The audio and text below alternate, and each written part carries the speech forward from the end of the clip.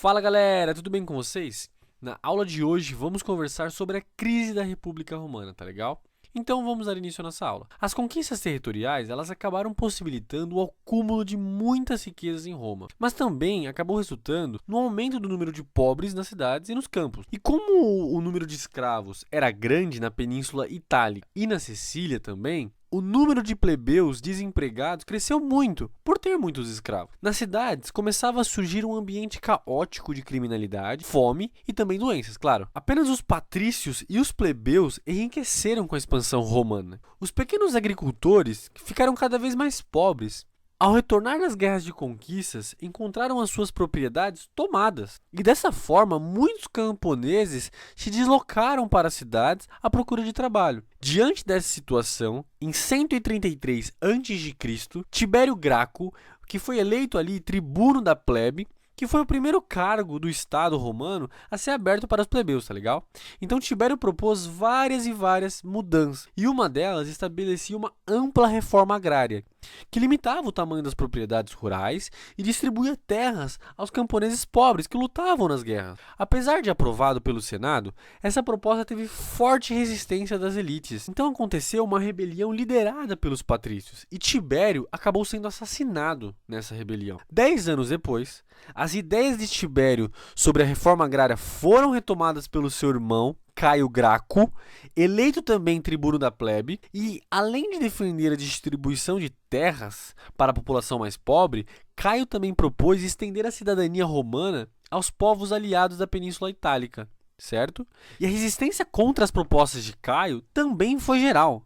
E ele, com medo de ser assassinado, assim como seu irmão, ele mandou que um escravo o matasse, com medo de ser assassinado ali pelos seus inimigos, certo? Então, com constantes guerras para conquistar novos territórios, o exército romano se fortaleceu politicamente e profissionalizou. Então, até o século II a.C., pequenos proprietários rurais e trabalhadores das cidades eram convocados para combater nas guerras. E ao voltar das batalhas, eles retomavam as suas antigas ocupações. Só que como tinha várias desobediências, dessas pessoas que acabavam indo para o exército, as autoridades romanas decidiram profissionalizar o exército, e os soldados então, eles acabaram passando a se alistar no exército de maneira voluntária e a receber até um salário por isso. Lembra que antes eles eram convocados, eles eram obrigados a ir para a guerra, e não necessariamente eles iam receber alguma coisa. Eles voltavam para suas casas, perdia a época de colheita, tinha que fazer empréstimo. Até um tempo atrás, eles acabavam se tornando escravos, porque se eles não conseguiam pagar as suas dívidas desse empréstimo, eles acabavam perdendo a sua propriedade e a sua liberdade. Então os novos soldados,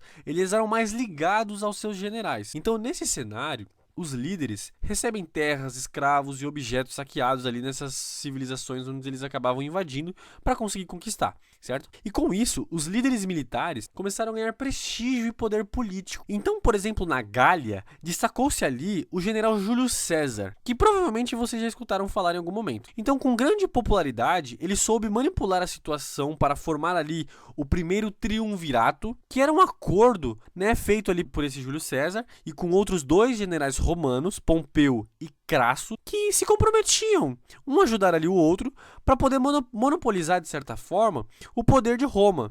E nos territórios conquistados também, é claro. Mas um pouquinho mais à frente, com a morte de Crasso, esse triunvirato que eu comentei com vocês, ele chegou ao fim. E assim começou a disputa pelo poder, que acabou se transformando em uma verdadeira guerra civil, resultando ali na vitória de César sobre o Pompeu, claro. E com a sua vitória, o Senado acabou declarando ali o Júlio César como um ditador. E no governo, ele atuou com grande habilidade, reformou a administração pública, atendeu várias demandas sociais, e apesar da popularidade, em 44 a.C., ele foi morto, o César, em consequência de uma conspiração liderada ali pelos senadores, que temiam a volta da monarquia. Então começaram a pensar que o César ele ia querer se tornar ali um rei, e voltar ao sistema de governo de antes. Então, após a morte de César, formou-se ali, então, o segundo triunvirato, composto, então, pelos generais Marco Antônio, Otávio e Lépido.